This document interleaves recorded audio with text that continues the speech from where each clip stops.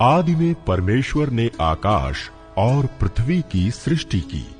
पृथ्वी बेडौल और सुनसान पड़ी थी और गहरे जल के ऊपर अंधियारा था, तथा परमेश्वर का आत्मा जल के ऊपर मंडराता था।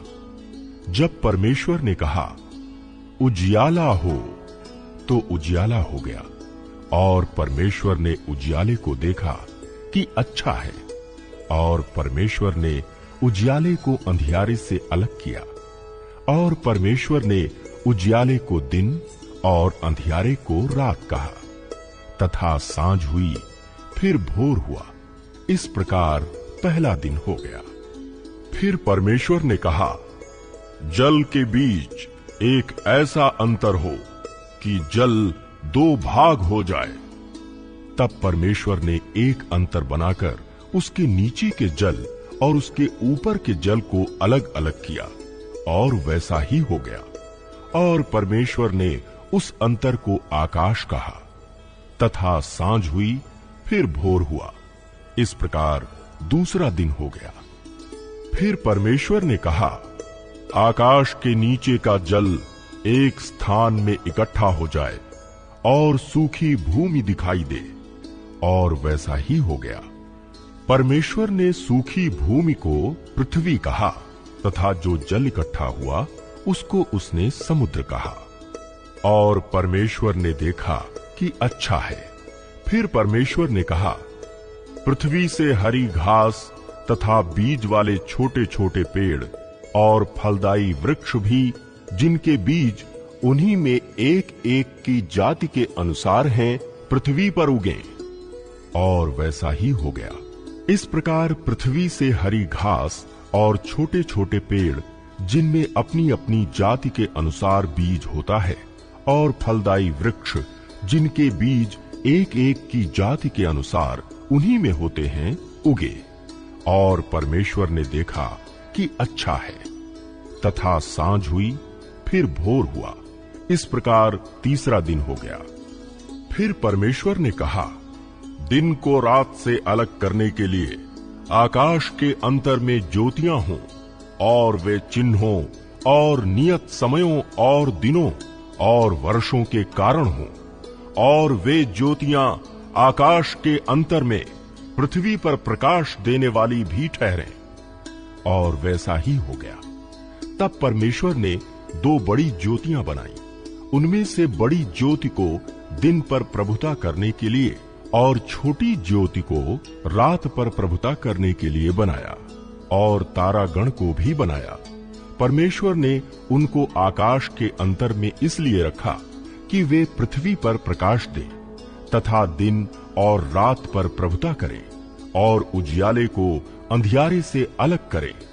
और परमेश्वर ने देखा कि अच्छा है। तथा सांझ हुई, फिर भोर हुआ। इस प्रकार चौथा दिन हो गया। फिर परमेश्वर ने कहा, जल जीवित प्राणियों से बहुत ही भर जाए, और पक्षी पृथ्वी के ऊपर आकाश के अंतर में उड़े। इसलिए परमेश्वर ने जाति जाति के बड़े बड़े जल जंतुओं की और उन सब जीवित प्राणियों की भी सृष्टि की, जो चलते फिरते हैं, जिनसे जल बहुत ही भर गया। और एक एक जाति के उड़ने वाले पक्षियों की भी सृष्टि की। और परमेश्वर ने देखा कि अच्छा है। और परमेश्वर ने ये कह के उनको आशीष दी, फूलो फलो और समुद्र के जल में भर जाओ, और पक्षी पृथ्वी पर बढ़े।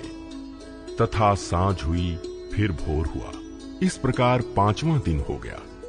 फिर परमेश्वर ने कहा, पृथ्वी से एक एक जाति के जीवित प्राणी, अर्थात घरेलू पशु और रेंगने वाले जंतु और पृथ्वी के वन पशु जाति जाति के अनुसार उत्पन्न हो। और वैसा ही हो गया। इस प्रकार परमेश्वर ने पृथ्वी के जाति जाति के वन पशुओं को और जाति जाति के घरेलू पशुओं को और जाति जाति के भूमि पर सब रेंगने वाले जंतुओं को बनाया। और परमेश्वर ने देखा कि अच्छा है। फिर परमेश्वर ने कहा, हम मनुष्य को अपने स्वरूप के अनुसार अपनी समानता में बनाएं, और वे समुद्र की मछलियों और आकाश के पक्षियों और घरेलू पशुओं और सारी पृथ्वी पर और सब रेंगने वाले जंतुओं पर जो पृथ्वी पर रेंगते हैं अधिकार रखें। तब परमेश्वर ने मनुष्य को अपने स्वरूप के अनुसार उत्पन्न किया। अपने ही स्वरूप के अनुसार परमेश्वर ने उसको उत्पन्न किया। नर और नारी करके उसने मनुष्यों की सृष्टि की और परमेश्वर ने उनको आशीष दी और उनसे कहा, फूलो फलो और पृथ्वी में भर जाओ और उसको अपने वश में कर लो और समुद्र की मछलियों तथा आकाश के पक्षियों और पृथ्वी पर रेंगने वाले सब जंतुओं पर अधिकार रखो। फिर परमेश्वर ने उनसे कहा, सुनो, जितने बीज वाले छोटे छोटे पेड़ सारी पृथ्वी के ऊपर हैं और जितने वृक्षों में बीज वाले फल होते हैं वे सब मैंने तुमको दिए हैं, वे तुम्हारे भोजन के लिए हैं। और जितने पृथ्वी के पशु और आकाश के पक्षी और पृथ्वी पर रेंगने वाले जंतु हैं जिनमें जीवन का प्राण है, उन सब के खाने के लिए मैंने सब हरे हरे छोटे पेड़ दिए हैं। और वैसा ही हो गया। तब परमेश्वर ने जो कुछ बनाया था सबको देखा, तो क्या देखा कि वो बहुत ही अच्छा है। तथा सांझ हुई, फिर भोर हुआ। इस प्रकार 6वां दिन हो गया।